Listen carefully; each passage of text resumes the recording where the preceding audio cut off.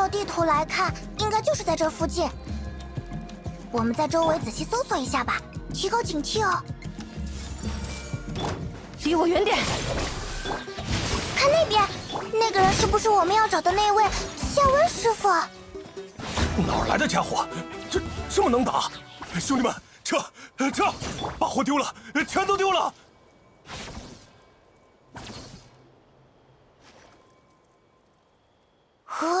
跑得好快，也好果断。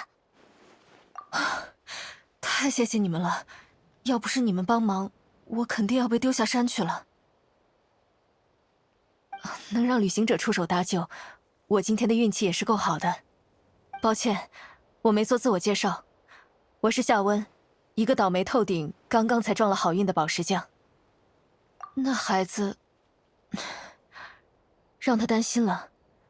我离开铺子的时候，还以为最多2天就能回来，我也没想到，居然能在冯颖珍附近发现一条新的火山晶石矿脉，里面的晶石格外纯净，矿量也足。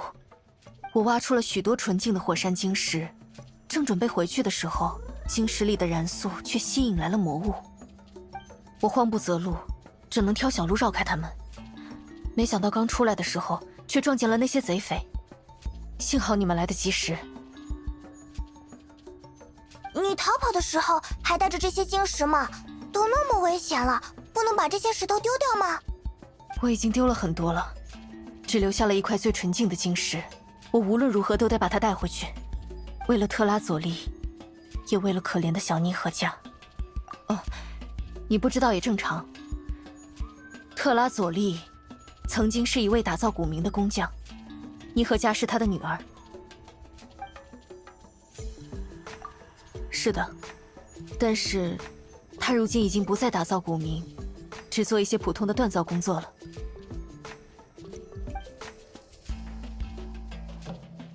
因为他的女儿，可怜的小妮和家患了重病，特拉佐利几乎抛下了一切，全心照顾着她。在小妮和家病情最严重的那段时间，特拉佐利就像是一束陷入泥潭的火炬，拼了命地发着光和热，底下的泥水却追逐得越来越近。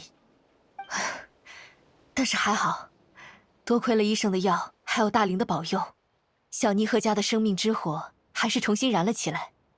之后，小妮和家的病情也逐渐变好。虽然她身体还很虚弱，只能在家里静养，但这孩子已经有力气写信了。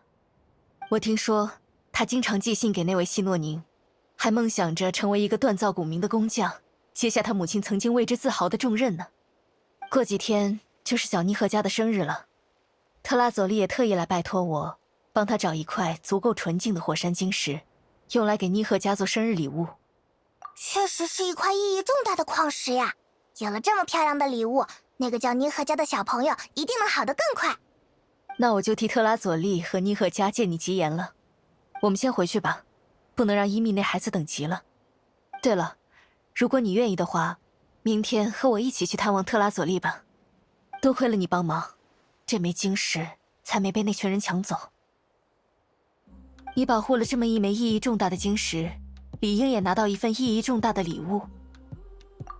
只要心情好，病就能好得更快。当然啦，那个稍微给我们一点礼物，我们的心情也会很好。放心吧，这份礼物绝对能让你们满意。